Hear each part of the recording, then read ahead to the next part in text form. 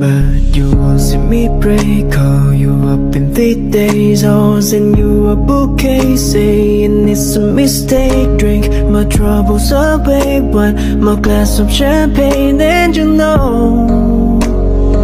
I'm the first to say that I'm not perfect, and you're the first to say you want. সকাল সকালে আমরা বন্ধুরা বের হয়ে গেছি। আজকে সাবদি যামু, নাস্তা করবো, ওইখানে একটু ঘোরাঘুরি করবো আর নদীতে গোসল করবো। একে হইলো অনেক সকাল, আবার লোকজন নাই, আবার গাছপালা, মানে সবকিছু মিলে সাবদি যাওয়ার রাস্তাটা খুব ভালো লাগতেছিল। আর এদিক দিয়ে সাবদি আসতে না আসতে গাছ বড় আম দেখে জীবনের মাথা মুথা নষ্ট হয়ে গেছে গা। ও কোটা মোটা বানাইয়া এক এক বাড়ির দিকে চুপকাইতেছে, কোন বাড়ির আম ভালো, কোন বাড়ির আম বড় বড়, আর কোন বাড়ির আম সহজে চুরি করন যাইব, এই সব টার্গেট নিয়ে ঘুরতেছিল। আর ওই দিন সকালে নারায়ণগঞ্জ সাইকেল কমিটির সাবদি রাইড ছিল, তো ওইখানে গিয়া অনেক পরিচিত মুখের সাথে দেখা সাক্ষাৎ হয়ে গেল। আর আমি যেহেতু সাইকেল ছাড়া গেছি, ওই কারণে নারায়ণগঞ্জ সাইকেল কমিটির এক সদস্য থেকে আমি একটা সাইকেল নিয়ে নিলাম সাবদির এই নদীর পাড়ের রাস্তাটা ঘোরাঘুরি করার জন্য। সকালবেলার রাস্তা খুব সুন্দর লাগতেছিল। আর সাবদি ঘোরাঘুরি করার আগে আমরা সকালের নাস্তাটা সেরে নিলাম। আর নাস্তার আইটেম হিসাবে আমরা 8 জনের ভিতরে 6 জনই বউয়া খাইতেছিলাম, আর 2 জন শুধু পরোটা ভাজি, শান্ত আর সায়ান নন্দী। আর আমরা বউয়া খাইতেছিলাম এত্তা পদের ভর্তাদা, সাথে আবার ডিম ভাজা।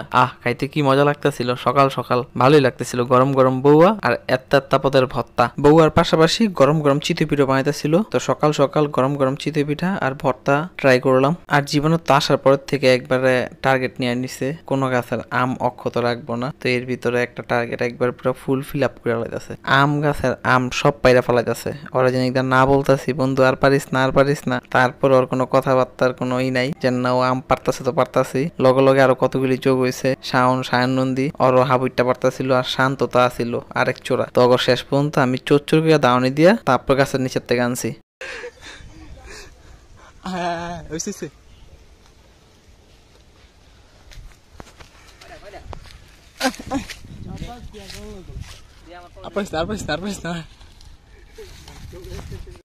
চোর আম চোর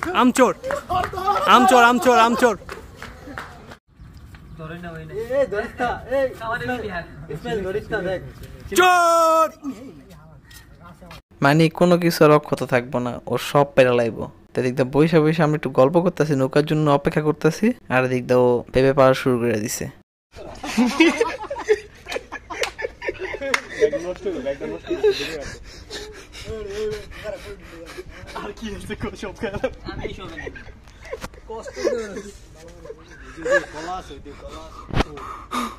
স্বপ্ন বিলাস পেঁপে গাছ বিলাস, আমরা পেঁপে গাছ করে খালাস খাই কামনে। সকাল সকাল আসছি, ঘাটে কোনো নৌকা নাই, এই কারণে নৌকার মাঝিরে ফোন দিয়া নৌকা নাইলাম। প্রায় আধা ঘন্টার মতো অপেক্ষা কইরা, এই নৌকার জন্য অনেকক্ষণ অপেক্ষা করছি। তো অনেকক্ষণ অপেক্ষা করার পর যে সময় নৌকাটা উঠা বসছি, ওই সময়টা নিজেরা সার্থক মনে হয়েছে। কেননা এই নৌকার জন্য অনেক ঘোরাঘুরি করছি। সেই সাবদি বাজারে গেছি, সাবদি বাজারে গিয়ে টলার খুঁজি পাই নাই, তারপরে এদিক ওদিকে অনেক ঘোরাঘুরি করে সর্বশেষ ফুচকার দোকান থেকে নাম্বার নিছি। নাম্বার নিয়ে ফোন দিছি, পরে নৌকা আসছে পরে আমরা সবাই খুশি মনে নৌকায় উঠা হাসি ঠাট্টা করতেছিলাম। আর হাসি ঠাট্টা করতে করতে আমরা নদীতে নৌকা ভ্রমণ করতেছিলাম। আর কি সুন্দর একটা প্রকৃতি, আর কি সুন্দর একটা ওয়েদার, সেই লাগতেছিল।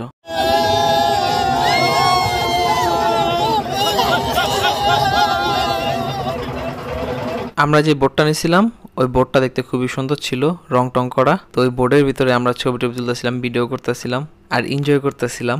আম যেহেতু আছে, আর আম ভর্তা করার জন্য যা যা প্রয়োজন সবকিছু তো নিয়ে আইছি। এই কারণে আম নিয়ে প্রসেসিং শুরু করে দিয়েছিলাম ভর্তা করার জন্য। সাথে পেঁপেও আসিল, কাঁচা পেঁপে, পাকা পেঁপে। অনেকটা সময় নৌকার রাইড করার পরে আমরা একবার আইসা বললাম 3 নদীর মোহনায়। মেঘনা, ধলেশ্বরী আর ব্রহ্মপুত্র, এই 3 নদী মিল্লা যে বড় একটা মোহনা তৈরি হয়েছে, এই মোহনায় এসে আমরা এখন পুরো চিল হয়ে গেছি। আর এত সুন্দর পানি দেখে আর লোভ সামলাতে পারিনি। আমাদের এইখানে গোসল করার কোনো ছিল না, প্ল্যান ছিল না। আমরা বলছিলাম সাবদি ঘাটেই গোসল করবো, কিন্তু এইখানের পানি আর প্লাস প্লেসটা এত সুন্দর, প্লেসমেন্ট করা একবারে অল্প পানির ভিতরে খুব সুন্দর পরিষ্কার টসটসা পানি। এই পানি দেখে আমরা লোভ সামলাতে না পাইরা গোসল করতে নেমে গেছি। তো গোসল করতে অনেক মজা করে, খেলাধুলাও করলাম।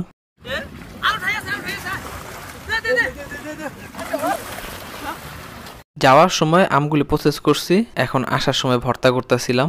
আম ভর্তার জন্য লেবু পাতা নিয়েছিলাম যেই গাছ থেকে, ওই গাছ থেকে একটা লেবু পারছিল জীবন, তো ওই লেবুটা আম ভর্তার ভিতরে দিয়ে দিছি, এর সাথে সাথে মরিচ পাখি দিয়ে দিছিলাম। তারপরে চিনি, লবণ সবকিছু দিয়ে পলিথিনের ভিতরে আম, লেবু, সাথে 2-3 টুকরা পেঁপেও নিয়ে নিয়েছিলাম। সবকিছু নিয়ে একটা লাড়া দিলাম, হয়ে গেল আমাদের আম ভর্তা। তো আম ভর্তাটা অনেক মজাই হয়েছিল, কিন্তু পরে খেয়াল করলাম লেবু পাতা জানিয়েছিলাম ওই লেবু পাতাই দেয় নেই। পরে তারপরে এক্সট্রা ভাবে আবার লেবু পাতা যোগ করছি। মাত্রই গোসল করে উঠছি, প্রচুর পরিমাণে লাফালাফি জাপাদাপি করছি, আবার হইলো রৌদ্র একটা, আর নদীর মাঝখান দিয়ে যেতেছিলাম। তো সবকিছু মিলে আম ভর্তাটা খাইতে খুবই মজা লাগতেছিল আর খুবই ভালো লাগতেছিল, মানে ওয়েদারের সাথে 100তে 100।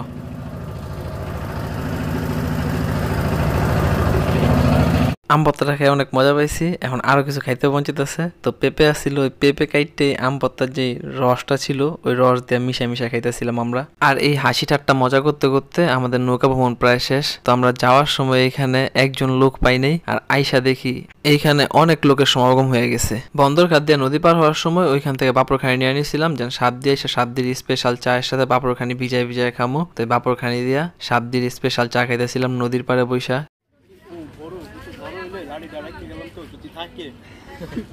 জীবন আর ভালো হইলো না, আম গাছের নিচে বসে চা খাইতেছি আর ও আম গাছের দিকে চেয়ার হইছে। পড়াইসা কোন কোন আমগুলি পারা যাইব।